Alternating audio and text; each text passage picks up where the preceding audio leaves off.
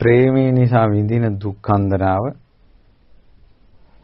ඒකම කෙනෙකුට ඇති ජීවිතේ දුක තේරුම් ගන්න කියලා වෙලාවකට හිතෙනවා. බැඳෙන නිසා විඳින දුක. එතකොට ඒ වගේම තමයි සමහර අය හිතට ප්‍රේමය, බැඳීම, කැමැත්ත, ඇල්ම ආවට පස්සේ ඒ කැමැත්ත ඇති වුණ කෙනා තමාව බැහැර කරද්දී පිටිපස්සෙන් යනවා. ඒ කෙනාව තමාව බැහැර කරනවා, ප්‍රතික්ෂේප කරනවා, පිටිපස්සෙන් යනවා. බලු පැටියෙක් වගේ. ගෞරවයක් පිණිස මේ පැටියා කියන වචනේ දැම්මේ. බලු පැටියෙක් වගේ. පිටිපස්සෙන් යනවා. ප්‍රේමය, ආලය, කැමැත්ත, බැඳීම, තුරුස්නාව එයා Tamanට ඕන කියන හැඟීමෙන් බණි දිවසනවා. ඊළඟට හිත රිද්දක් දිවසනවා. ආයෙ පිටිපස්සේ යනවා. බැඳිලා ප්‍රේමයෙන් ඉඳලා ඒ සම්බන්ධතා, ඒ බැඳීම් කැඩිලා හිත පිච්චෙද්දී ඒක විඳව ඉඳලා ආයෙත් එක හිනාවකින් ආයෙත් බැඳෙනවා. අර ඔක්කොම දුක අමතක වෙනවා. ආයෙත් එයා හිත රිද්දෙනවා. පුදුම ලෝකයක්. එතකොට මේ බැඳීම් නිසා, ප්‍රේමය නිසා, ආලය නිසා ඕනාවට වැඩි ඇති කරගත්ත හිතවත්කම් නිසා, ඇඟැලුම් කම්පෑම් නිසා එකිනෙකා විඳින දුක, එකිනෙකාගේ හිත්වල පීඩා දිදී ඇනිච්ච උලක් වගේ තියෙනවා. ඔය hina වෙලා ගියාට, හොඳට ඇඳලා පැළඳලා ගියාට, විතක හොඳ වාහනවල ගියාට උලක් ඇනිලා තියෙන්නේ. පපුවේ පීඩාව, දුක. කන් නැතුව ඉන්නවා. ඊළඟට බලාගත්වත් ඒ බලාගෙන ඉන්නවා. වැටෙන කඳුල පිහදාමින් සිනා වෙනවා. පිච්චි ජීවත් වෙනවා. දරාගත නොහැකි තැන කෙනෙක් සියදී හානි කරගන්න. හිස ඇරුණාත යනවා. මේ ඔක්කොම ප්‍රේමය, බැඳීම, ආලය, රාගය, කාමය, තෘෂ්ණාව කියන උල තමාගේ හදවතේ අනගත නිසා සිද්ධ වෙන දේවල්. ගිහි වේවා, පැවිදි වේවා. පැවිද්දන්ටත් මේ අරුබුදේ තියෙනවා. කොහොමද පැවිද්දන්ට අරුබුදේ තියෙන්නේ? මම ඒක ඉස්සෙල්ලා කියලා ඉන්නම්. මට ඕන උනේ ඇත්තටම තරුණ දරුවෝ ගොඩාක් විඳවනවා. ඔය අහිංසක ළමයි ඇවිල්ලා අපිත් එක්ක කතා කරනවා, හරියට ලියුම් එවනවා. වැඩසටහනක් තියෙනකොට හරියට තුන්ඩු එවනවා. ප්‍රශ්න අහලා. මේ අහිංසක කොල්ලෝ කෙල්ලන්ගේ හදවත් පිච්චි තියෙන පව්. මේ මෝඩ කොල්ලෝ කෙල්ලෝ දන්නේ නැහැ මේ ගින්නේ ස්වභාවය. ඒ ළමයි කොච්චර මාව පිච්චෙනවා, මාව දැවෙනවා කිව්වට ඊළඟට දැවෙන්නේ ඒක අත්හරින්නේ නැහැ. ආයෙත් බැඳෙනවා. ඒ නිසා මේ කොල්ලෝ කෙල්ලෝ ගැන තියෙන කරුණාව මුල් කරගෙනම බුදුරජාණන් වහන්සේ වදාළ බණපදයක් අද කියලා දෙන්නේ. මම හිතනවා ඇත්තටම මේ හොඳට අහගෙන හිටියොත් ගින්නකට වතුර ටිකක් දැම්මා වගේ වෙයි. එච්චරේ මේ බණපද ටික මිහිරි. මේ හිතේ පිච්චෙන ගින්න එහෙම නිවිලයයි මොහොතකට. නමුත් ඉස්සර මම වෙච්ච දෙයක් කියන්න. අම්මයි පුතයි තාත්තයි ගෙදරක හිටියේ. මේ තුන් දෙනා පුදුම ආදරයක්. එක රොත්තට තුන් දෙනාම නිදාගන්නේ. තුන් දෙනා නොදැක බෑ. පුතා තරුණ වුණා. ඊට පස්සේ මේ පුතා දවසක් බණ අහලා, බුද්ධ කාලේ වෙච්ච දෙයක්. බණ අහලා මේ පුතාට හිතුණා මහාන වෙන්න ඕන කියලා. අම්මලාට කිව්වා මේ මහාන වෙන්න. ඊට පස්සේ අම්මගේ තාත්තගේ බඩපපුව පිච්චිලා ගියා. එපා. ආයෙ කියන්න එපා. මගේ පපුව පුපුරයි කිව්වා අම්මා. තාත්තා බලාගත්තුත් ඒ බලාගෙන හිටියා. ඇස් වලින් රූරා කඳුළු වැටෙනවා. මෝසල කතාවක් කියව කියලා. ඊට පස්සේ ඉදා ඉඳලා තාත්තා වැඩට ගියොත් අම්මා අනිවාර්යෙන් ගෙදර ඉන්නවා. තාත්තා අම්මා මොකක් හරි කටයුත්තකට ගියොත් තාත්තා ගෙදර ඉන්නවා. පුතා තනි කරන්නේ කොල්ලා මාව දාලා යාවි. කොල්ලා අපිව දාලා යාවි. අපිට අපි තුන් දෙනා වෙන්ව ඉන්න බෑ. ආදරේ, ප්‍රේමය, බැඳීම, ආලය. ඊට පස්සේ දැන් තුන් දෙනාට මොකද උනේ? නමුත් අර ළමයාගේ හිතේ දැන් ළමයාත් එහෙම තමයි. අම්මා දකින්න නැතුව ඉන්න බෑ. තාත්තා දකින්න නැතුව ඉන්න බෑ. නමුත් මෙයාට අර අහපු බණත් එක දැන් මහාන වෙන්න හිතෙනවා. අම්මා ගෙදර රෙදි වියන්නේ දොර කොටේ ඉඳගෙන දොරටුව ළඟ. මේ උළුවස්ස ළඟ පුතා ඇතුලේ. මොකද පුතා යාවි. පුතා අම්මට කිව්වා අම්මා මට කැසිකිලි කරන්න ඕන. ආයෙනාරේට ඵලයන් කිව්වා. ඔන්න අම්මා දොර කොටින් අයින් වුණා. කොල්ලා එළියට පහළියට ගියා. කැසිකිලි කරන්න. මුත්‍රා කරන්න. එහෙම යන ගම මෙයාට හිතුණා මට මහාන වෙන්න ආසයි තියෙන මං යනවා යන්න. ආයි හැරිලා අම්මා දිහා බැලුවා. අම්මෝ බඩපොපුව පිච්චිලා ගියා. අම්මා දාලා යන්නේ කොහොමද? ඒත් වැටුණ කඳුල පිහදදා කොල්ල කෙලිට දිව්වා. ආරණට ගිහිල්ලා ස්වාමීනි දැම්ම මාව මහාන කරන්නේ නැත්නම් මගේ ජීවිතය ස්ථිර නැහැ කිව්වා. සංඝයා කරුණාවෙන් මහාන කළා. අම්මා බලාගෙන හිටියේ නෑ. තාත්තා තව කෝ පුතා කෝ අනේ මේ එළියට යනවා කියලා ගියේ. කතා දෙකක් නෑ. කොල්ලා පැනලා යන්න ඇති. යමු කියලා ආරාඩි පාර දිගේ හොයාගෙන යනකොට මහාන වෙලා. අඬාගෙන කලන්ත දාලා වැටුණා දෙන්න. ප්‍රේමය අපි ඇස් වලට ඕන තරම් දැකලා තියෙනවා. දරුවෝ මහාන කරද්දී අම්මලා හඬා වැටෙන හැටි. තාත්තලා හඬා වැටෙන හැටි. අම්මලා ගැස්සලා විසි වෙන හැටි. ඔවුන් කලන්ත දාලා වැටෙන්නේ. හඬාගෙන වැටෙන්නේ. ඔවුන් විසි වෙන්නේ. ප්‍රේමයේ දුක. ආදරේ දුක. නැත්නම් මේ දරුවා මැරිලේ මේ පිටරට යද්දී කරබාගෙන ඉන්නවා. මහාන වෙනවා කියනකොට විසි වෙනවා. හඬාගෙන වැටෙනවා. හැඬු කඳුලෙන් ඉන්නවා. මේ පේන්නේ ඉන්නවා. ඕනනම් දවස ගානේ ඇවිල්ලා බල්ලා යන්න පුළුවන්. ඒත් Tamanට අයිති නෑ කියලා ඇති වෙන හැඟීමත් එක්ක. ඊට පස්සේ කලන්තේ දාලා වැටුණා. සීයාවා. කිව්වා බෑ පුතේ අත්හරින්න බෑ. මාත් මහාන වෙනවා කියලා කිව්වා. මොන තාත්තත් එතන මහාන වුණා. අම්මත් මෙහෙණි අරන එක මහාන වුණා. දැන් මොකද වෙන්නේ? උදේ පින්ඩ පාතේ වරින්න යනකොට මේ තුන් දෙනාම පෙළට. තුන් දෙනාම එකට පින්ඩ පාතේ. අවත් පිළිවිත් කරන්නේ තුන් දෙනාම එකට.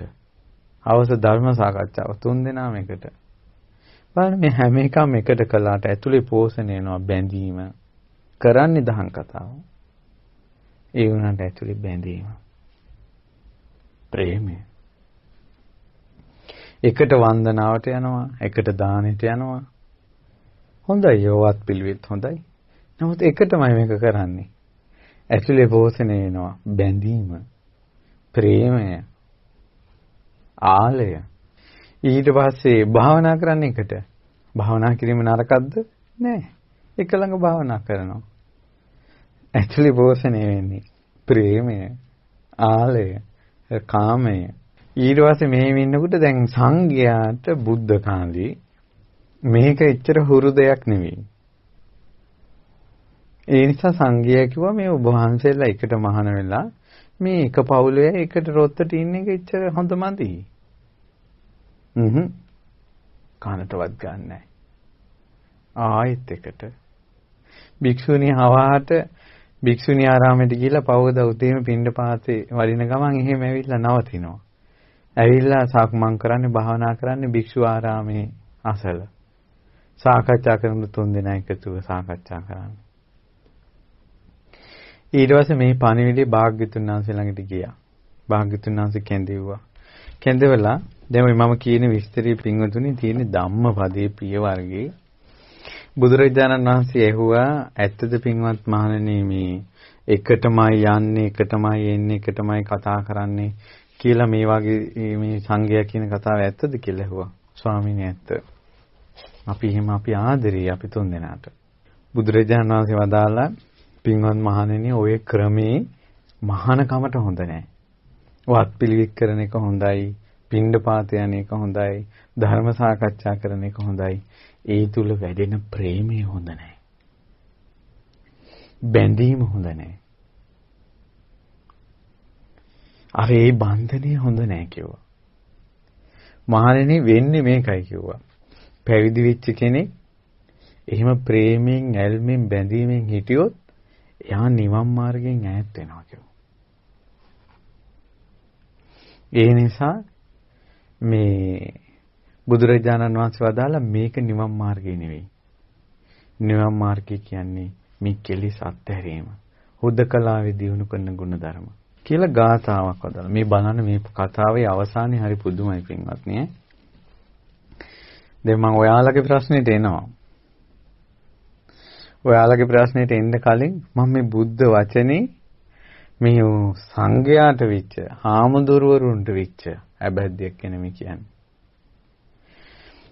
ඊට පස්සේ බුදුරජාණන් වහන්සේ ධම්මපදයේ ගාථාව තියෙනවා. ගාථාවක් වදාලා අයෝගේ යුංජ මත්තානං යෝගස්මින්ච අයෝජයම්. ඔන්න කෙනෙක් ඉන්නවා යෙදෙන්න ඕන නැති දේවල් වල යෙදෙනවා. ඒ කියන්නේ එකට ඉන්න බැඳීම, ප්‍රේමය, ආලය, හිතවත්කම්, ඇඟැලුම් කැම්පෑම් ඒ වගේ යෙදෙනවා. යෝගස්මින්ච අයෝජයං අර කෙලෙස් අත්තරින ප්‍රතිපදාව යෙදෙන්නේ. අත්තං හිත්වා පියග්ගාහි කෙලෙස් අත්තරින්න ඕන, බැඳීම් අත්තරින්න ඕන කියන ධර්මයේ අත්හැරලා ප්‍රියන්ද ග්‍රහණය වෙනවා. ඒ කියන්නේ ආදරේ, ප්‍රේමය, හිතවත්කම ඇති වෙන අයත් එක්ක තමයි එල්ලි ඉන්නේ. හිතවත් අයටම අයගෙම එල්ලෙනවා. ප්‍රේමය ඇති වෙන අය ගැන එක්කම එල්ලෙනවා. පිහෙත්තානු යෝගීන බලන්න පින්වත් මහණෙනි ඔය වාගේ අයටත් නිවන් දකින්නත් හිතෙනවා. මේක පුදුම කතාවක්. ඒ කියන්නේ ආදරේ තියාගන්නත් ඕන.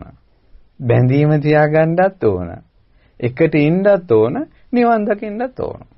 ප්‍රේමයේ, ආලේ, බැඳීම, කාමයේ, හිතවත්කම, ඊළඟට ඇඟැලුම් කම්පානේව ඒ ඔක්කොමත් තියෙනවා. ඒවත් එක්ක යාට නිවන් දකින්නත් ඕන. ඒ වාගේ අයටත් නිවන් දකින්න හිතෙනවා. මා පියෙහි සමාගච්ඡි අප්පියෙහි කුදාචන.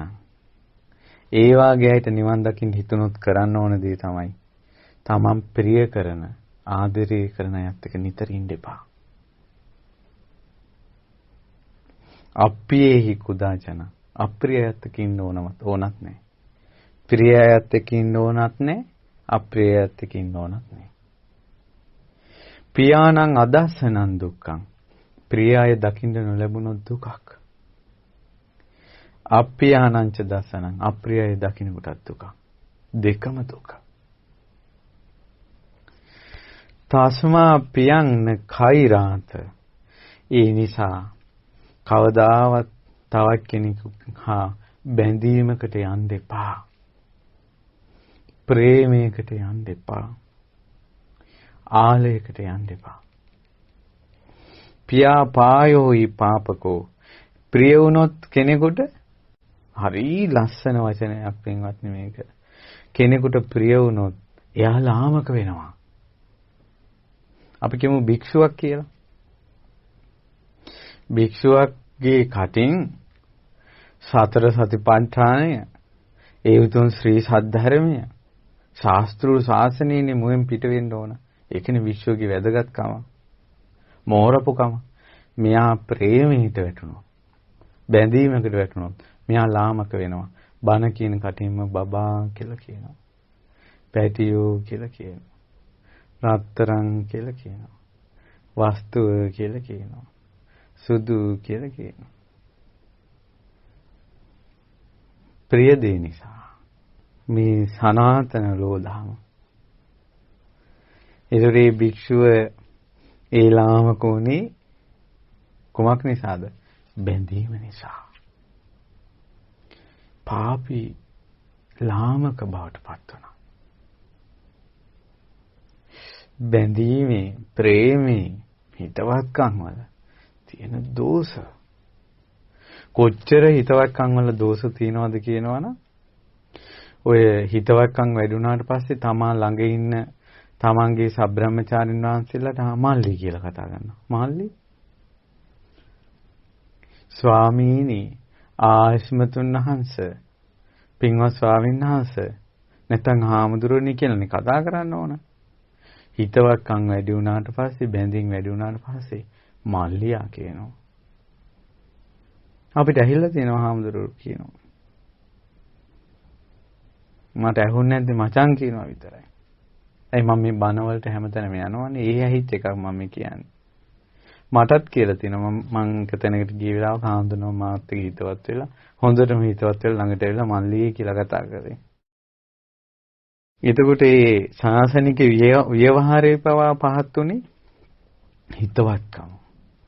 ඊට පස්සේ ඒ විතරක් නෙවෙයි කායික ක්‍රියා පහත් වෙනවා. නීන වෙනවා. ප්‍රිය වුණාට පස්සේ. ප්‍රේමේ නැති වුණාට පස්සේ. ඊට පස්සේ මානසික ක්‍රියා පහත් වෙනවා. ඊළඟ ගුරුවරුන්ගේ අවවාද ලබන එක, ශාස්ත්‍රුන් වහන්සේ වදාළ ප්‍රතිපදාවේ හික්ම වෙන එක, ඒවනේ භික්ෂුන්ට තියෙන ශාසනික ප්‍රතිපදා උතුම් වැදගත්කම ඒ ඔක්කොම නැති වෙනවා. ප්‍රේමේ නිසා, බැඳීම නිසා. ඊට පස්සේ ශාස්ත්‍රුන් වහන්සේගේ ගුණ හිතා ඉන්න ඕන, ධර්මයේ ගුණ හිතා ඉන්න ඕන, රහතන් වහන්සේලාගේ ගුණ හිතා ඉන්න ඕන කෙනා මේන්න තවක් කොහේ හරි යන උන්වහන්සේ නමක් ගැන හිතා ඉන්නවා. නැත්නම් කවුරු හරි ආරාමිකයෙක් ගැන හිතා ඉන්නවා. දායකයෙක් ගැන හිතා ඉන්නවා. ඇයි මේ ප්‍රේමය? ආදරය, හිතවත්කම. ගන්ථා තේසන්න විජ්ජන්ති යේසං නත්ති පියාප්පයං. ඒ යම් කිසි කෙනෙකුට මේ පැටලිලි ගැට ගැහිලි නැත්තම්, ගැට ගැහින්නේ නැත්තම් එයාට මේකෙන් නිදහස් වෙන්න ලේසියි. ප්‍රිය අප්‍රිය දේවල් නැත්තම් අපිට ප්‍රිය වුණාට පස්සේ අනිවාර්යෙන් තව අප්‍රිය කෙනෙක් හට ගන්නවාමයි. ප්‍රිය වුණාට පස්සේ තව අප්‍රිය කෙනෙක් හට ගන්නවාමයි පින්වත්නි. ඒ හේතුව තමයි ප්‍රිය අප්‍රිය බව. තමන්ගේ හිතේ අනිවාර්ය හේතු මෙහෙම හිතන්නකෝ. තමන් කෙනෙකුට හිතවත් නම්, ප්‍රේමේ නම්, බැඳීම නම් එයාට තව කෙනෙක් කරදර කළොත්, අයහපත කළොත් අපිට ඒක අප්‍රිය වෙනවා.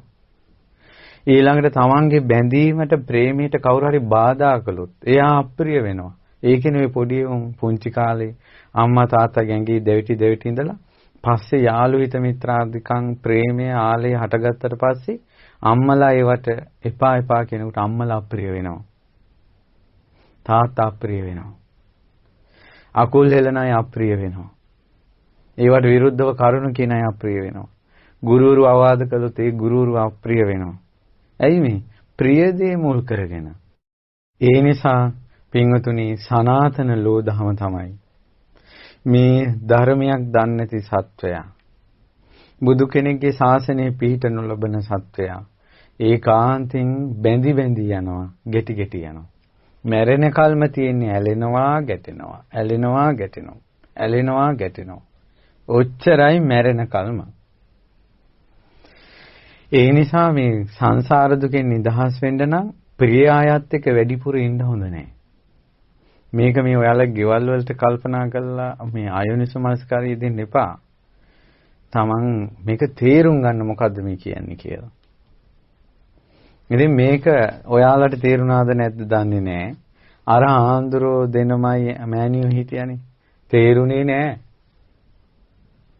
හොඳටම ෂොක් වුණා. හොඳටම දුක හිතුණා.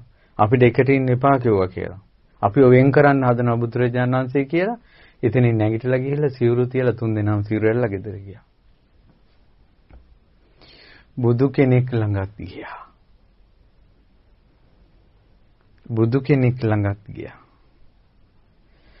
දැන් අපිටත් තියෙනවා අපිට ඔය ප්‍රශ්න ඇති වෙලා බැඳීම් ගැන ඇතුණා මේක හොඳ නෑ මේක අත්හරින්න කියලා කිව්වට පස්සේ එන්නේ ආයෙ පන්සල පැත්තේ.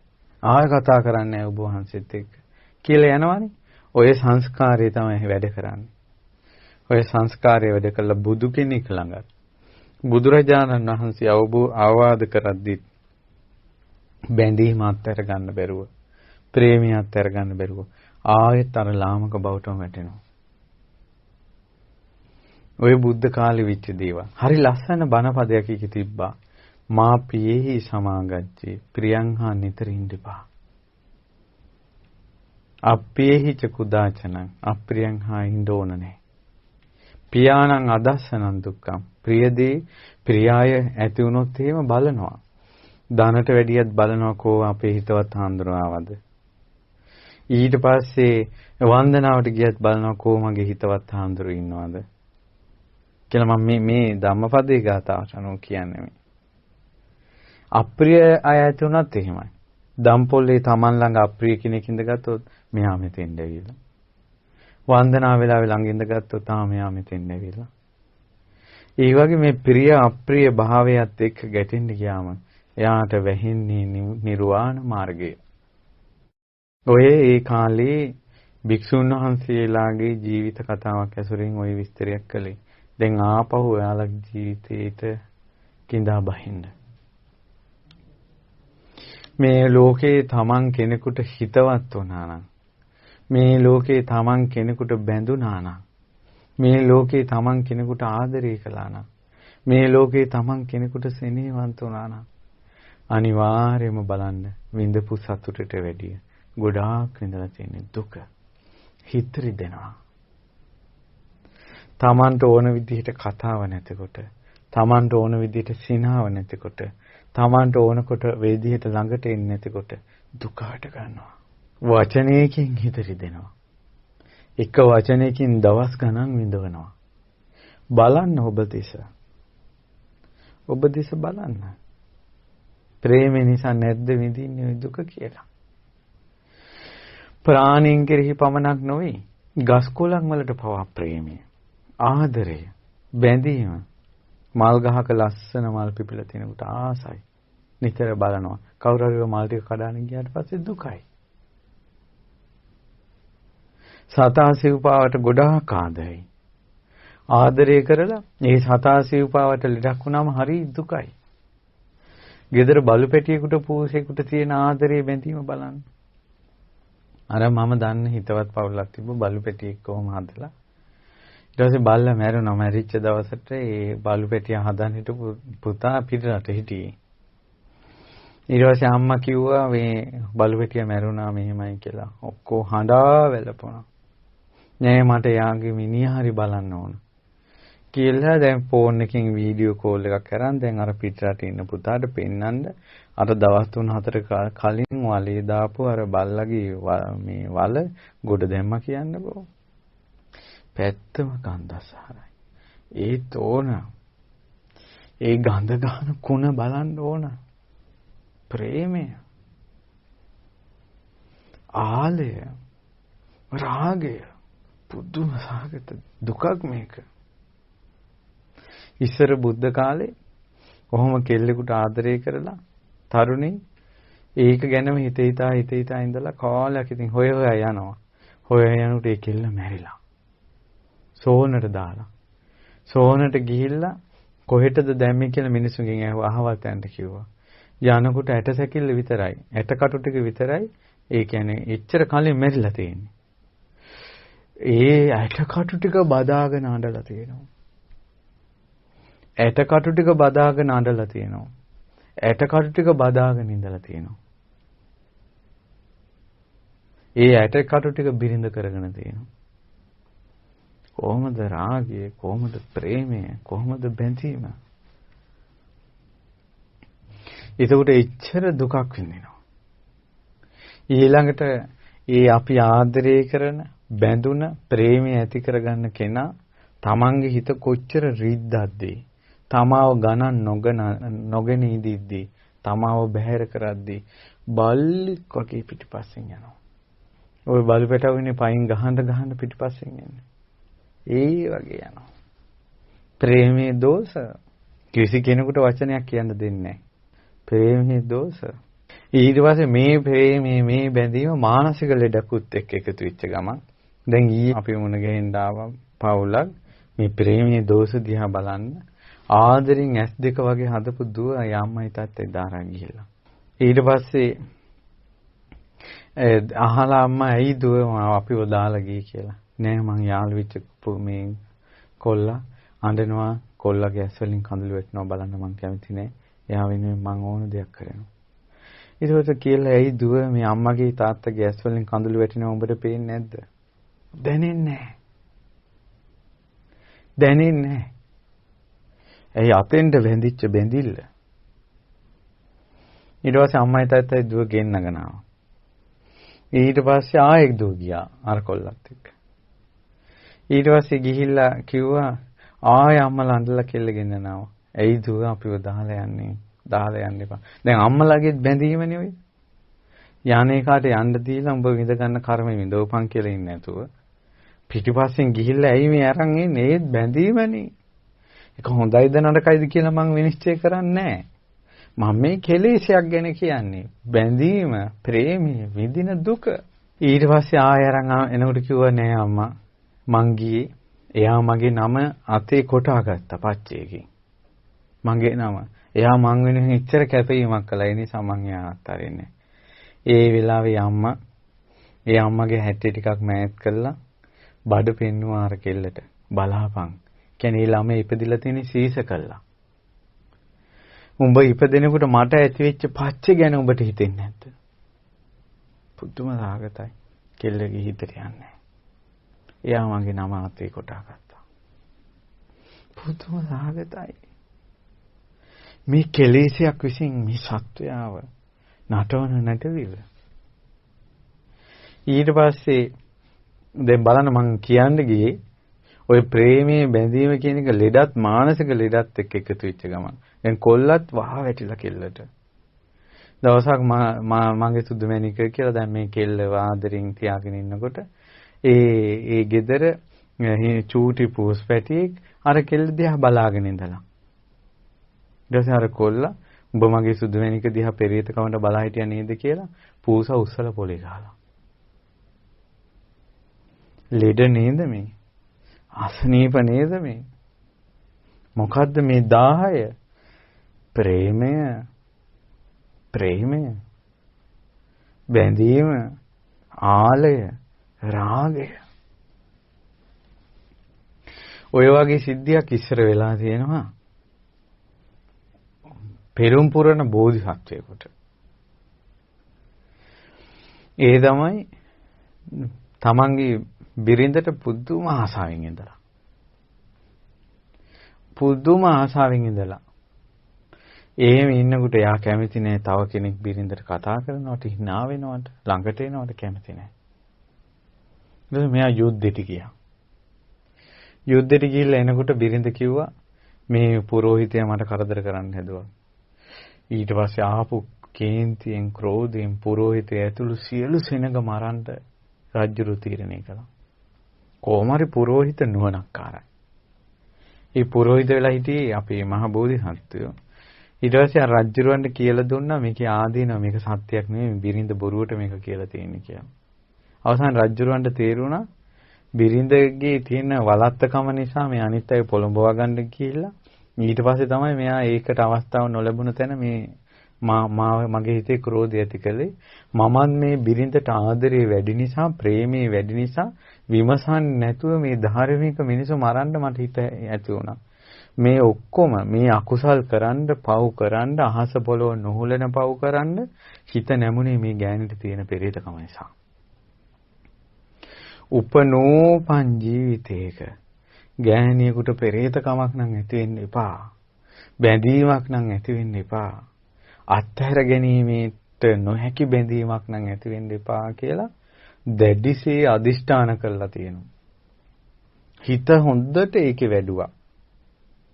එදා ඉඳලා නිවන් දකින ජීවිතය දක්වාම ස්ත්‍රියකට හිතේ බැඳීම හටගන්නේ.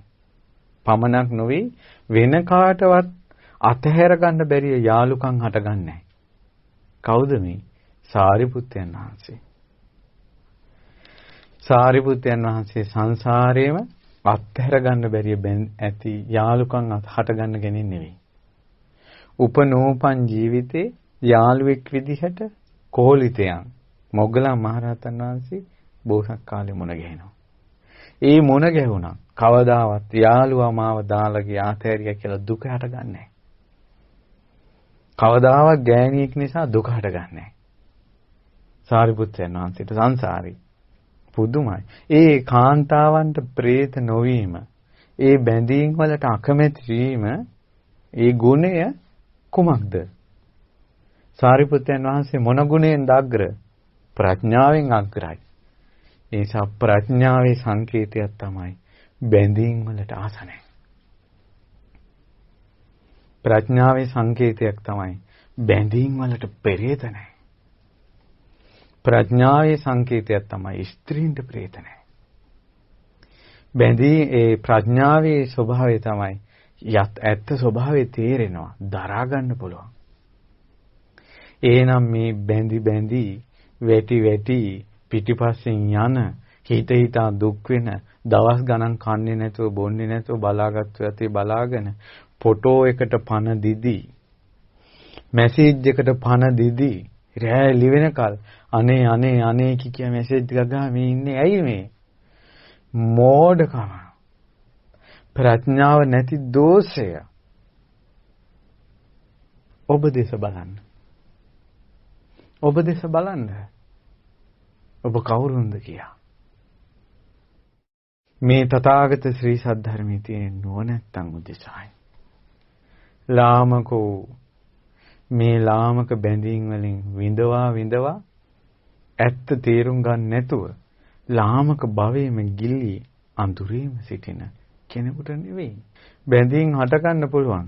නමුත් බැඳීමේ ස්වභාවය, දුකේ ස්වභාවය කියද්දී හැදෙන්න ඕන මිනිස්සෙක්. හැදෙන්න ඕන මිනිස්සෙක්. ඒ නිසා තමන් කෙනෙකුට ප්‍රිය වෙනවා නම්, තමන් කෙනෙකුට බැඳෙනවා නම්, තමන් කෙනෙකුට හිතවත් වෙනවා නම්, තමන් කෙනෙකුට ආදරේ නම් අනිවාර්යෙන් කැමති යුතු දෙයක් තියෙනවා.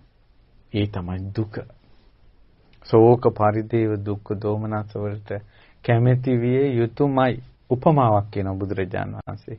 පින්වත් මහණෙනි, ආහාරයක් ගත්තොත් ඒ ආහාරය අසුචි වෙනවා කියන එක සිද්ධ වෙනවද නැද්ද? කෑමක් කෑවොත් ඒක අසුචි වෙනවා කියන එක සිද්ධ වෙනවද නැද්ද? සිද්ධ වෙනවා ඒකාන්තේ. බුදුරජාණන් වහන්සේ වදාලා ප්‍රිය දේවල් වෙනස් වීම නිසා ශෝක පරිදේව දුක්ඛ දෝමනස්ස උපායාස හට ගන්නවා කියන එක සිද්ධ වෙනවමයි.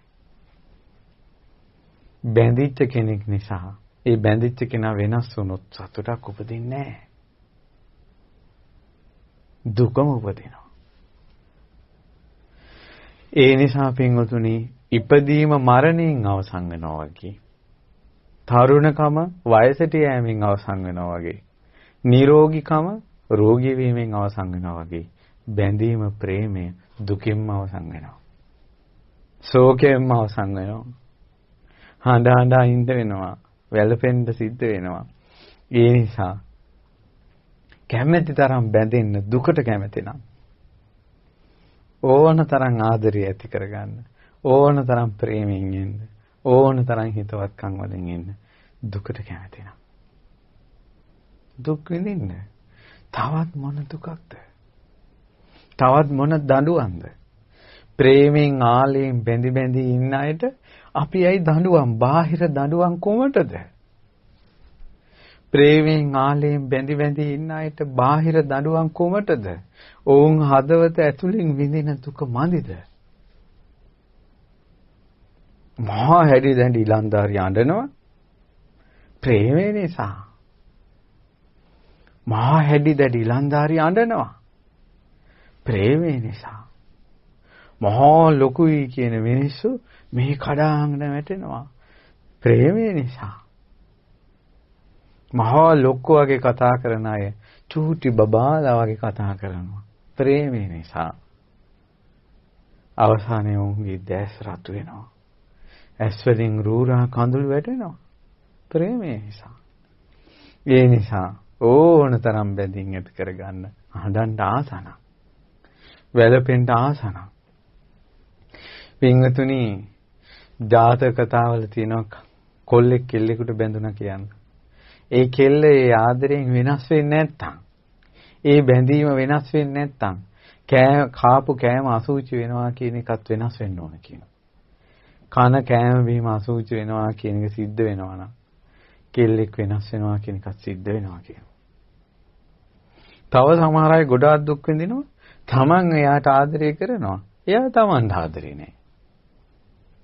තමන් බලාපොරොත්තු වෙන විදිහට ආදරය දෙන්නේ නැහැ. ප්‍රේමය දෙන්නේ නැහැ. සෙනෙහස දෙන්නේ නැහැ.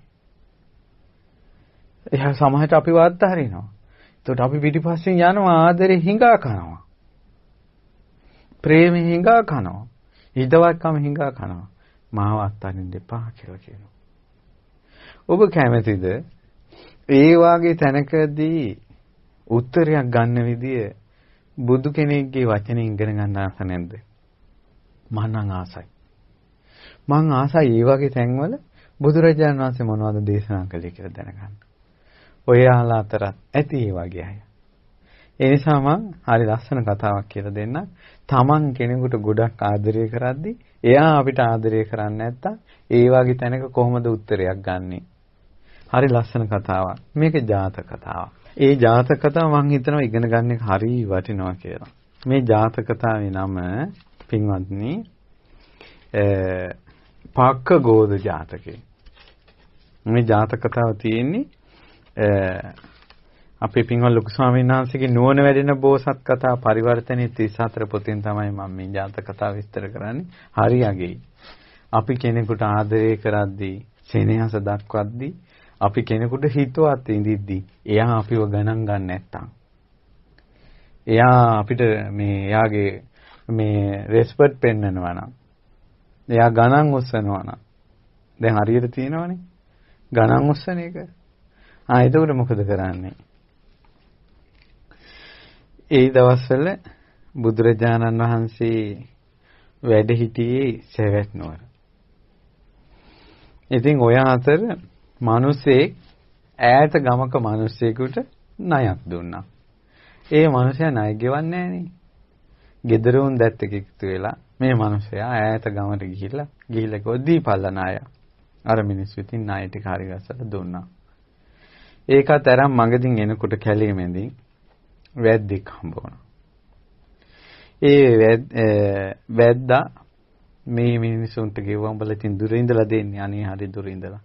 ආයෙනම් මම ගිනි අඟුරු පල්ලි අඟුරු වලින් පුච්චපු තාලකුයි කියනවා කියලා කෙහෙල් කොලේ කොතලා දුන්න උඹලා යන ගමන් කාපල්ලා. ඊට පස්සේ දැන් ඔන්න ඈතට ටිකක් දුර යනකොට හරි මහන්සි කෑම බඩගිනි වුණා. ඊට පස්සේ මොකද උනේ? අර මිනිස්සයා ගෑනු කෙනාට කිව්වා ගිහිල්ලා වතුර ටිකක් හොයාගෙන වරින්කෝ බං. මේ තියෙන එකක් කන්න මං එතකල් හාන්සි වෙන්නම් කිව්වා. ඊට පස්සේ දැන් බිරිඳ වතුර ටිකක් හොයන්න ගිය අතරේ මේ මිනිහා අර පුච්චපු තලගොයා සම්පූර්ණයෙන්ම කෑවා. කාලා දැන් අනිත් පැත්තට හැරිලා ආන්සි වෙලා ඉන්නවා. දැන් කේල් කොලේ විතරයි. ඊට පස්සේ මෙයා කියනවා දැන් ගෑනු කෙනා වතුර අරන් ආවා. ආපු ගමම මෙයා කිව්වා බලාපන්කෝ බං විශ්චි වැඩි. ඇයි කියලා කිව්වා. මම මේ ඩිංගක් මහන්සිට S2 පියාගත්ත විතරයි. මේ තලගොයා පැනලා ගියානේ කියලා කිව්වා. ඒක ගෑනු කෙනා කල්පනා කළා. අනේ මේ කමන්නේ අඟුරු පල්ලේ දමාපු තලගොයත් පැනලා ගියා නම් ඉතින් ආයේ කතා කරන්නත් දෙයක් නැහැ. අපි මේ වතුර ටිකක් බීලා හරියන් කියලා ඒ ගෑනු කෙනා හිත හදාගෙන ගියා. පපුව පිච්චුණා. මෙයා මට ආදරේ නැහැ. කන එකක් එකට කාපල්ලාකෝ. ඇයි මේක මිනිස්සේ තනියෙන් කෑවේ? දැන් ඔය වාගේ බෝලේ බැස්සිලි හොඳට තියෙනවනේ. ඔබ දෙස බලන්න. හොඳට බැනලා හිත රිද්දලා පස්සේ මැසේජ් එකක් එවනවා මේ මම දන්නවනේ ඔයා තරහ වෙන්නේ නැහැ කියලා. මම ඕදාන්නේ ළමයි මට ඇවිල්ලා කියන ඒවා. ලස්සනට බෝලේ බැස්ව අහු වෙනවා. මම මොනවා කළත් ඉතින් ඕ මේ මාත් එක තරහ වෙන්නේ නැහැ කියලා දන්නවනේ කියලා හිත රිද්දන්න පුළුවන්. රිද්දිලි හොඳටම කළා. ඒත් අහු වෙනවා. බබාලා අහු වෙනවා. ඊට පස්සේ මොකද උනේ? දැන් මේ කෙල්ලට හරියට මේ ගෑනු කෙනාට හිත හරියට රිදුනා. මෙච්චර ආදරෙන් ඉන්නවා. මේ මනුස්සයා පොඩ්ඩක්වත් මට ආදරේ නෑනේ. මාව ගෑනු කමේ විතරක් තියාගෙන ඉන්නවා. සෙනෙහස ආදරේ සෙනෙහස. මේ ස්වාමියෙක්ගෙන් බලාපොරොත්තු වෙන ආදරේ. මේ මනුස්සයා මට කලඳක් දෙන්නේ නෑනේ. කිකියා මෙහෙම ඉන්න ගමන් තෙවුරන් විහෙර ළඟින් යන්නේ. මේ මිනිස්සුන්ට ආපහු පිපාසයක් හැදිලා. ඒ කාලේ දෙවුරන් විහෙරේ ලොකු පින්තාලියක් තිබිලා තියෙනවා. ওই පින්තාලෙන් වතුර බොන්න ගොඩ වුණා. එදා බුදුරජාණන් වහන්සේ වැඩ හිටියා. බුදුරජාණන් වහන්සේ මේවා දිවසින් දැක්කා. කතා කළා. පින්වතුන් කොහෙද? ස්වාමීනි ඈත ණයක් ගේන්න ගිය ගමන්. බොහොම හොඳයි. ඉඳගත්තා එතන ඇවිල්ලා. ඉතින් බුදුරජාණන් වහන්සේ යන උපාසිකාවගෙන් උපාසිකාව ඔබගේ ස්වාමියා හරි සෙනෙහවන්තව ඉන්නව නේද? මොන සෙනෙහසක්ද ස්වාමීනි භාග්‍යතුන් වහන්සේ. මේ දැන් එනකොටත් පුලුසපු තලගොයා පැනලා ගියා කියලා කියවනේ මේ මිනිහා තනියෙන් කාලා. ඒ කියන්නේ කොච්චර මේ කාන්තාව ඉවසුවත් අදාළ වෙලාවවොත් පයින්නවා. දැන් ඉවසනවා කියන එක සම්පූර්ණයෙන් ඉවසනවානේ. නමුත් කොච්චර ඉවසලා හිටියත් අවස්ථාව ආපු ගමන් පයින්නවා එළියට. බුදුරජාණන් වහන්සේ ඉදිරියේ පැන්න වචනේ එළියට. ඊට පස්සේ බුදුරජාණන් වහන්සේ වදාලා නෑ උපාසිකාව දැන් ඔහොම වුණාට ඔයාගේ සෙනෙහස මේ මිනිසයා තේරුම් ගත්තොත් එහෙම ඔයාට හැම සැප සම්පතක්ම ලැබෙනවා. ඉස්සරත් එහෙම වෙලා තියෙනවනේ ඔයාලා දෙන්නට කිව්වා. ඊට පස්සේ මේ උපාසිකාව ස්වාමීනි ඉස්සර මොකද්ද උනේ? එහෙනම් අහගන්න කිව්වා. ඉස්සර බොහෝ මේ පුරාණ කාලේ බරණැස් නුවර බ්‍රහ්ම දත්ත රජුරවන්ට පුතෙක් හිටියා. ඒ රජුරවන්ට හිතුණා මේ පුතා රජකම ගනීද දන්නේ නැහැ කියලා පුතාට කිව්වා උඹ ඈතකට ගිහිල්ලා ජීවත් වෙලා මම මැරුණාට පස්සේ ඇවිල්ලා රජකම ගනි. ඉතින් මේ මිනිහයා මේ රාජකුමාරයා යන්න හදනකොට ඒ රාජකුමාරයාගේ බිරිඳ කිව්වා ඔයා තනියෙන් යවන්නේ මංගේ සෙනෙහවන්ත ස්වාමියා මං ඔයාව අත්හරින්නේ මං ඔයත් එක්ක එනවා කියලා. බිරිඳත් එයත් එක්කම කටෝර දුක්ඛන්දරා විඳිමින් පාගමනින් ඈත ගම්නියංගන් වලින් ගිහිල්ලා කැලේ එක්තරා ජනපදයක වනමල් පලාපල කමින් ජීවත් වුණා. ඒ බිරිඳ ජීවිතේ කැප කළා ස්වාමියා වෙනුවෙන්. එච්චර ආදරෙයි.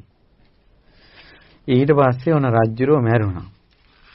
මැරුණාට පස්සේ යුව රජුරෝ අර ඈත කැලේ ඉඳලා මේ බිරිඳත් ගෙන්නගෙන එනකොට අතරමඟදී අර විදිහටම වැද්දේ තලගොයෙක් පුච්චලා දුන්නා.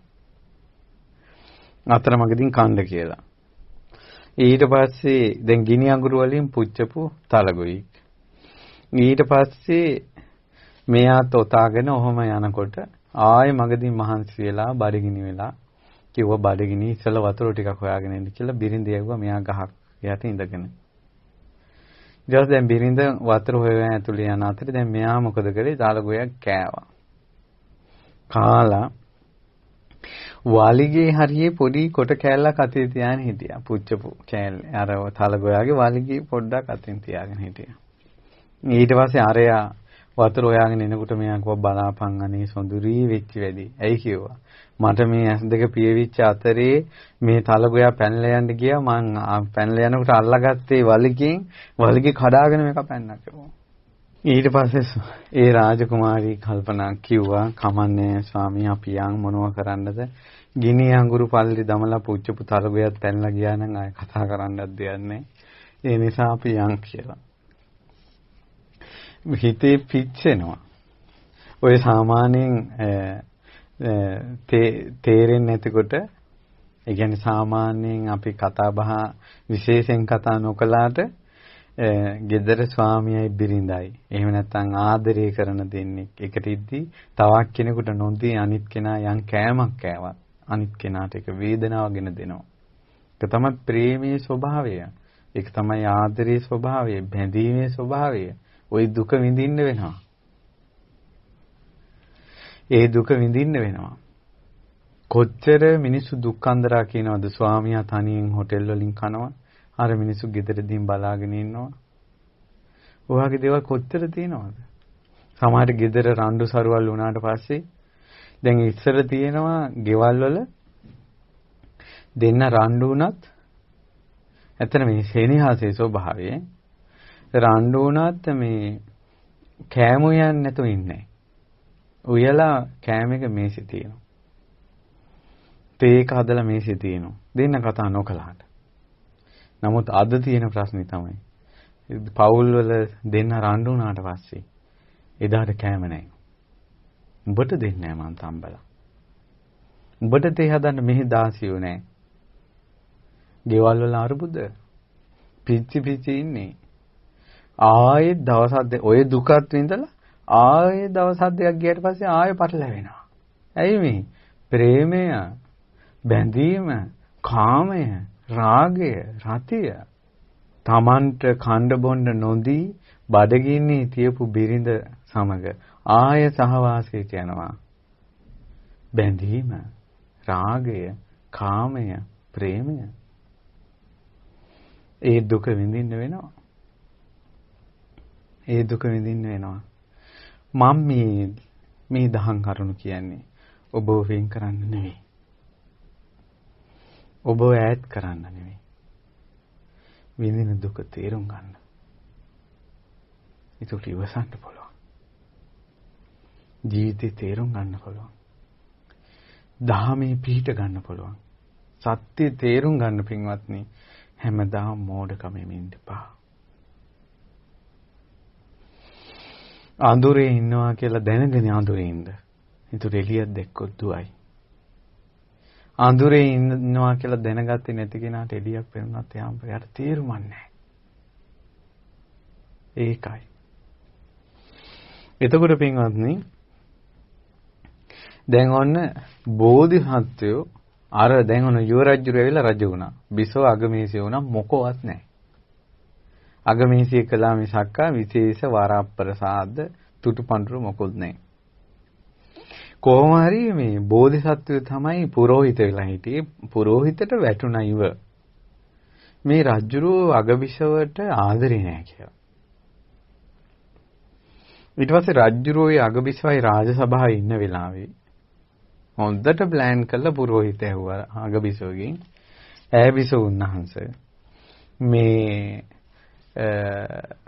ඔබ වහන්සේ මේ අගබිසව වුණා විතරයි කෝ ඉතින් අපිටවත් මොකු සත්කාර කළේ නෑනේ රජුරුවන්ගේ පුරোহিত තැන කියලා අපිට තුටුපඬුරුවක් දුන්නේ නෑනේ කිව්වා.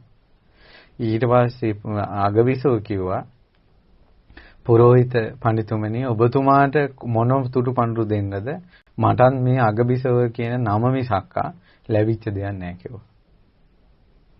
අනේ එහෙම වෙන්න බෑ බිසෝන්හන්ස ඔහොම කියන්න එපා. මේ වගේ මහරජ කෙනෙක් අගබිසවකට සත්කාර සම්මාන කරන්නේ නැහැ කියන එක සිද්ධ වෙන්නේ නැහැ. අනේ පඬිතුමනි ඔබතුමා මොනවද දන්නේ කියලා ඇහුවා. මේ රජතුමාගේ හැටි දන්නේ මන්නේ කිව්වා. අපි දෙන්න මං දහ දුක් ඉඳලා ඈත කැලේක ඉඳලා අපි දෙන්න ජීවත් වෙලා එනකොට මටත් නොදී තලගුයි මස් කාපු රජෙක් කොයි ඉන්නේ කිව්වා.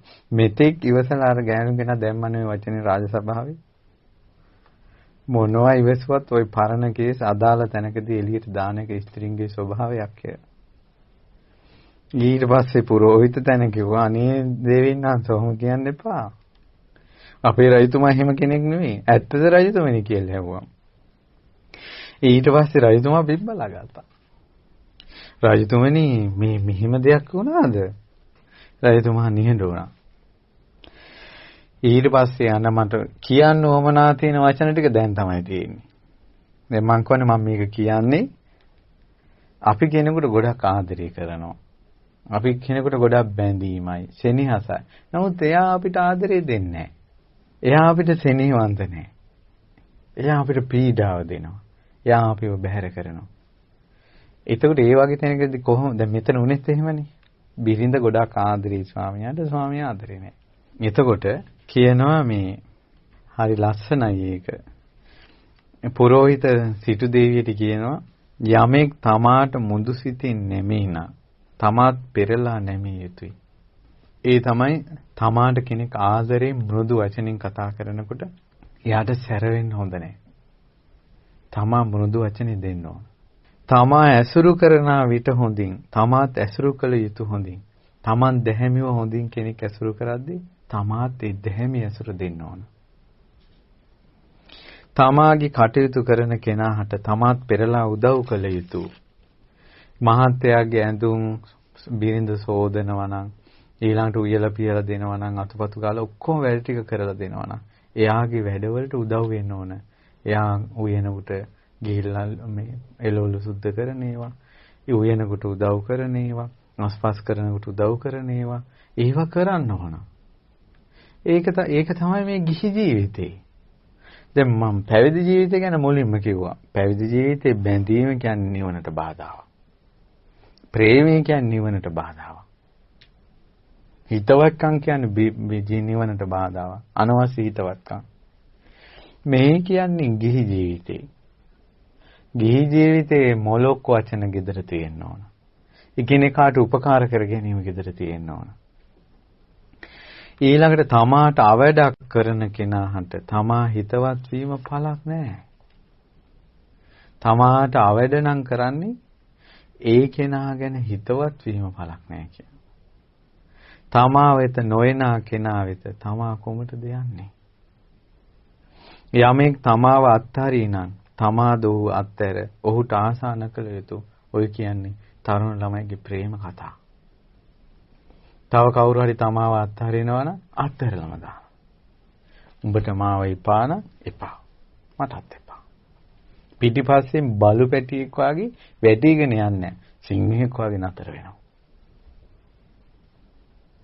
කෙනෙක් තමාව අත්හරිද්දි, තමාව කෙනෙක් බැහැර කරද්දි, උඹ මට එපා කියද්දි එතනම නතර වුණොත් පිරිමියා. සිංහෙක්. ආය අඩියක් තියලා අනේ අනේ කියලා පිටිපස්සෙන් ගියොත් බලු පැටියෙක්. බලන්න ගන්න තීරණයෙන් තමන්ගේ පෞරුෂය තීරණය වෙන හැටි.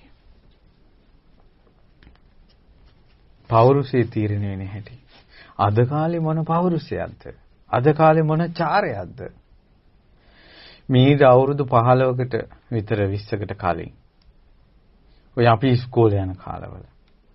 ඒකට ඒ කාලවල මේ ඔය ඉස්කෝලවල ටියුෂන් ක්ලාස් වල ඔය තරුණ ළමයි ජීවිතවල ප්‍රේම කතා ඇති වුණත් කොල්ලෙක් තමයි මේ කෙල්ලෙකුට හිතවත් වෙලා ආදරය ඇති කරගෙන අනේ මං ඔයාට ආදරේ කියලා කියන්නේ. අද බලන්න. මේ චූටි පැටව කෙල්ලෝ හොයා යනවා මං ආදරේ ඔයාට. මට ඔයාව නැතුව බෑ. මේ පොඩි කෙල්ලෝ හාල් මැස්සියෝ වගේ. මොන චාරයක්ද? මොන ධර්මයක්ද? මොන හැදියාවක්ද? ඊට පස්සේ අර කොල්ලා ගණන් ගන්නෑ. දැන් අර ඉස්සලා කිව්වේ ඒ වගේ නම් අනිත් පැත්තට හරවා ගන්න. ආයි පිටිපස්සෙන් එනවා. තමාව යම් කෙනෙක් අත්හැරියෝ. තමා බැහැර කළොත් අත්හැරලම දාන්න කියනවා.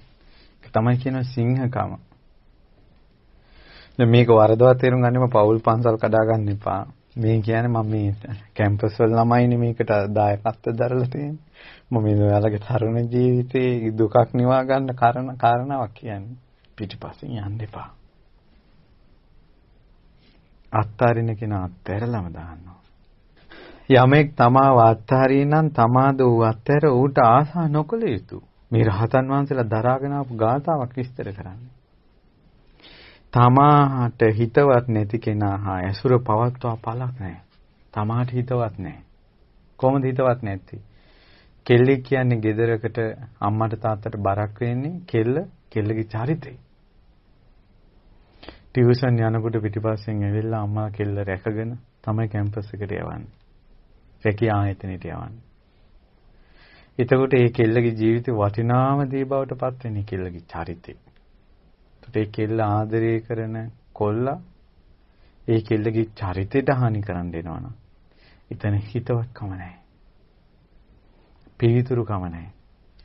එතකොට ආදරේ කියලා චරිතයට හානි කරන්න දෙනවනම් එයා හිතවත් නැහැ. එතකොට නුවණ තියෙනවා නම් ප්‍රඥාව තියෙනවා නම් ඒ කෙනාගේ අසුර වැඩක් නැහැ. පුදුම එකක් ඉතින්. මේ විදිහට බැලුවොත් කීයෙන් කීයක් ප්‍රේම ගතා ඉතුරු වෙයිද දන්නේ. ඊට පස්සේ තමාව බැහැර කළා අත්හැරලා එපා ඔයා කිකිය අත්හැර යනකොට ඒ පිටිපස්සේ යන්න එපා කියනවා. ඇයි තමාට ආදරය කරන්න ලෝකේ එක්කෙනයි දෙන්නේ? කවුරුත් නැතත් තමන්ගේ අම්මා ඉන්නවනේ තාත්තා ඉන්නවනේ. තමාගේ චරිතෙත් රැකගෙන තමාට ආදරෙන් සෙනෙහසෙන් තමාව තේරුම් අරගෙනත් ඉන්න බැරි නම් ඒ වගේ අය අත්හරින්න කියනවා. කියන්නේ තමන්ට ඕන ඵලය එතන නැහැ. ගහක ඵලයක් නැතිකොට කුරුල්ලොත් ඒ ගහ අත්හරිනවා. ගසේ ගෙඩි නැති විට කුරුල්ලා යනවා නොවේ ගෙඩි ඇති ගසක් සොයා. ඇයි අම්මගේ ආදරේ තියෙන්නේ? තාත්තගේ ආදරේ තියෙන්නේ? සහෝදර සහෝදරයන්ගේ ආදරේ තියෙන්නේ? සුදුසු කාලයේදී ඕන් ආදරේ සොයලා දෙන්නේ? ලෝකයේ මහ විශාල නොවේ. ඇයි මේක පටු වෙන්නේ එක තැනකට? ඔයාලා මුළු ජීවිතේම මේ හරි ලස්සන බණ කතාවක්. ඉස්කෝලේ යන ළමයි හිතන්නේ එයාලගේ මුළු ජීවිතේම පන්ති කාමරේ හැදෙනවා කියලා. ඒ නිසා යා අනාගතේ බඳින කෙනා පන්ති කාමරෙන් හොයා ගන්නවා. එයාලා හිතන්නේ සම්පූර්ණ තමන්ගේ ජීවිතේ ටියුෂන් ක්ලාස් එක කියලා. එයා ඉගෙන ගන්න එකයි රැකියාවයි තමාගේ බිරිඳයි ඔක්කොම ටියුෂන් ක්ලාස් එකෙන් හොයනවා. එයා ටියුෂන් ක්ලාස් එකෙන් හොයනවා මුළු ජීවිතේම. ඊට පස්සේ ඔන්න එයා කැම්පස් එකට යනවා. කැම්පස් එකට ගියාම එයා හිතන්නේ මුළු ජීවිතේම මුළු ලෝකෙම අර කැම්පස් එක කියලා. මේ ලෝකේ මහ විශාලයිනේ. මේ ලෝකේ විශාලයි. සියලු සත්ව කොටස් ඉන්නේ කැම්පස් එකේ විතරක් නෙවෙයි. ඒ නිසා තමාව බැහැර කරලා, තමාව රිද්දලා, තමාට ගණන් උස්සගෙන යන චරිත පිටිපස්සේ ලුහු බඳින්න හොඳ නැහැ. ලුහු බඳින තාකල් දුක. ඔය එක ප්‍රශ්නයකට උත්තරයක්. සමස්තයක් වශයෙන් ගත්තොත් ප්‍රේමතෝ ජායති සෝකෝ ප්‍රේමතෝ ජායති බයං. ප්‍රේමය නිසාම ශෝකය උපදිනවා. ප්‍රේමය නිසාම බය උපදිනවා. ප්‍රේමතෝ විප්පමුත්තස්ස. ප්‍රේමය කියන එක හිතින් නැති කරගත්තොත් නත්ති සෝකෝ කුතෝ බයං. ශෝකයක් නෑ මොන බයන්ත. කොච්චර දුක් අන්තරා මිනිස්සු විඳිනවද කියලා බලන්න. ප්‍රේමය නිසා, ආදරය නිසා, බැඳීම නිසා කොච්චර විඳිනවද? ඊළඟට පියතෝ ජායති සෝකෝ පියතෝ ජායති බයං පියතෝ විප්පමුත්තස්ස නත්ති සෝකෝ කුතෝ බයං. ප්‍රිය දේවල් නිසාමයි ශෝකය උපදින්නේ. ප්‍රිය දේවල් නිසාමයි බය උපදින්නේ. ප්‍රිය දේවල් නැත්තම් කුමනෝ බයද්ද කුමනෝ ශෝකයක්ද? දැන් මතකයිද විසාකා මහෝපාසිකාවට බුදුරජාණන් වහන්සේ වදාලා හරියට විසාකාට උදව් කරපු දියණියක් හිටියනේ මිනිබිරියක් අවුරුදු 7ක. දානි වෙනකොට ආයි විසාකා පිටිපස්සේ නැහැ හැම තැනම ගිහිල්ලා වැඩ ටික කරනවා ඔක්කොම හොයනවා අවුරුදු 7යි කෙල්ල. විසාකා 4 පොයට සිල් ගන්නකොට ළඟින්ම ඉඳගෙන සිල් ගන්නවා. හොඳට බණ කියනවා, බණ අහනවා, බණ සාකච්ඡා කරනවා. ආරි ආදරේ විසාකා. එහෙමලා. විසාකාට ලොකු ශෝකයක්, ශෝකේ නෙමෙයි තුල සෝතාපන්න වෙච්ච විසාකා තුලත් එනී ගියා. ඊට පස්සේ තෙත වූ කොණ්ඩයක්. අද තියෙන ඉන්දියාවේ සාමාන්‍යයෙන් අද ඉන්දියාවේ මල ගෙදරක් වුණාම ඒ පවුලේ පිරිමි අය කොණ්ඩේ කපා ගන්නවා. එතකොට ඉන්දියාවේ ඒ කාලේ බුද්ධ කාලේ ගෙදර මල ගෙදරක් වුණාම කාන්තාව ඔළුවට වතුර දා ගන්නවා. විසාකාත් ඒ ප්‍රවේණික වූ පාරම්පරික චාරිත්‍ර කළා. කොණ්ඩේට වතුර දාගෙන තෙත කොණ්ඩෙත් එක්ක විහෙරට ආව විසාකා. මොකෝ විසාකා මේ මූණ එල්ලගෙන තෙත කොණ්ඩයක් එක්ක ස්වාමීනි මිනිබිරි මලා උච්චර හිතට දැනෙන තරම් මේ මිනිබිරි ගොඩාක් ප්‍රියමනාප වෙන්න ඇති. ඊට පස්සේ කිව්වා ස්වාමීනි භාග්‍යතුන් වහන්සේ මේ මිනිබිරි ගොඩාක් ප්‍රියමනාපයි. ගොඩාක් ප්‍රියයි. ගෙදර ඉන්නකොට hinaවෙන් පිරීලා. මගේ හැම කටයුත්තකටම උදව් වුණා. ඉතින් ඔය වගේ කුමාරිකාවෝ මේ සවැත් නුවරම ඉන්න කුමාරිකාවෝ ඔයාගේ මිනිබිරි වුණොත් හොඳ නැද්ද? අනේ හොඳයි ස්වාමීනි. විසාකා මේ දවසට මේ සවැත් නුවර ඔය වගේ චූටි ළමයි කොච්චර මැරෙනවද? ස්වාමීනි 10 15 දෙනාත් මැරෙනවා. අනිවාර්යෙන් දවසට එක්කෙනෙක් දෙන්නෙක් නම් මැරෙනවා මේ පොඩි අය. ඉතින් මේ සවැත් නුවර ඉන්න පොඩි අය ඔක්කොම ඔයාගේ මොනබුරෝ මිනිබිරියෝ වෙන්න ඔයා දැන් පැතුවා නම් හැමදාම ඔයාට කොණ්ඩේ තෙමාගෙන සෝකෙන් නේද ඉන්න වෙන්නේ කිව්වා. එතකොට තමයි විසාකාට තේරුනේ. විසාකා කව එක මිනිබිරියක්වත් එපා. විසාකා වස්තු 100ක් තියෙනකොට දුක් 100යි. වස්තු 90ක් තියෙනකොට දුක් 90යි. විසාකා ප්‍රිය දේවල් තියෙන එකයි නම් එක දුකයි. ඔයාලගේ ජීවිතවලට දවසින් දවස ප්‍රිය අය එක එක්කෙනා එකතු වෙනවා කියන්නේ. හිත බැඳෙන අය එක එක්කෙනා එකතු වෙනවා කියලා කියන්නේ. දුකමයි එකතු වෙන්නේ. තවත් අඬන්න. තවත් වැළපෙන්න. තවත් ශෝක කරන්න. තවත් තමන්ගේ දුක අනිත් අයට කිය යන්න. මේක තමයි ලෝකයේ ස්වභාවය. අඬන වැළපෙන ලෝකය. මේ ලෝකේ හතරින්ම සියලු කෙලෙස් සිත දැමූ තථාගත අරහත් සම්මා සම්බුදුරජාණන් වහන්සේ පහළ වුණා. මේ දේවල් අතරින්ම සියලු ශෝක සංතාප නිවන ලද රහත් මුනිවරු පහළ වුණා. රහත් මුනිවරු පහළ වුණා. කිසි දෙයකට බැඳීමක් නැති මුනිවරු පහළ වුණා. රන් රිදී කහවණු කෙරේවත් රට්ඨපාල කුමාරයා පැවිදි වුණා. පැවිදි වෙලා ගෙදරට දනට කැඳලා සිවුරු අරවන්න අම්මලා ප්ලෑන් කළා.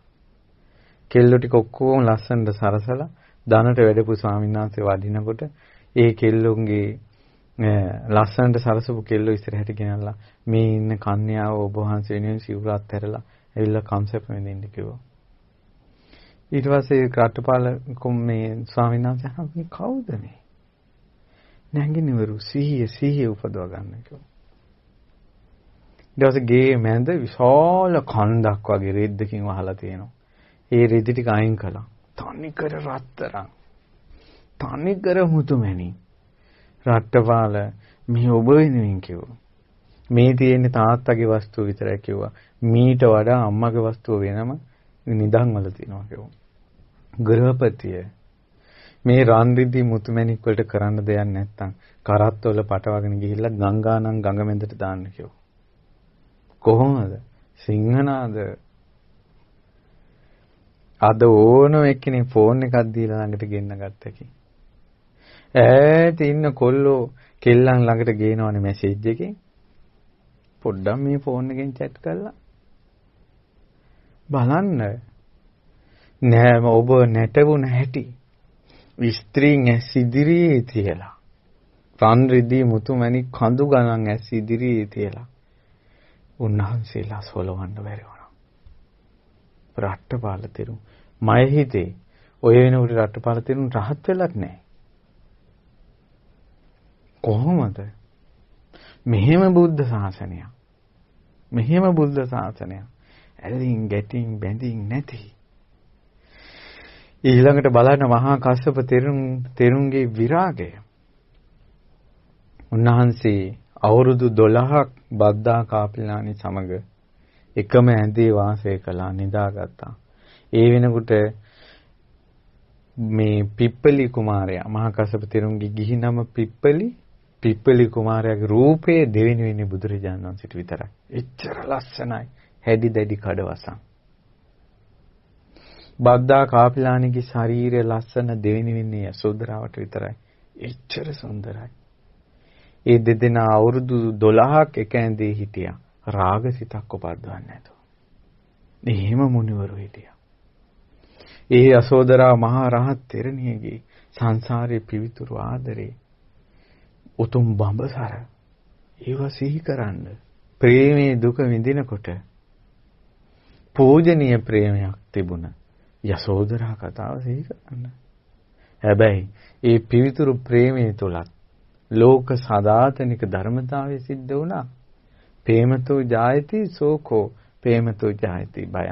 ඒ මහා බෝධිසත්වයෝ යසෝදරාවන් සමග අතීතයේ කිඳුරන්ව වාසය කරද්දී ඔවුන් නැටුම් ගැයුම් වැයුමින් සතුටු විපරීතයෙන් සෙනෙහසින් ආදරෙන් සිටියා. දිනක් මහා වැස්සක් ඇදහැළුණා. එතකොට කිඳුරා ගඟෙන් එහා පැත්තේ නටනවා. කිඳුරිය මේ පැත්තේ නටනවා. කිඳුරා බටනලා වයනවා. කිඳුරිය මෙහි නටනවා.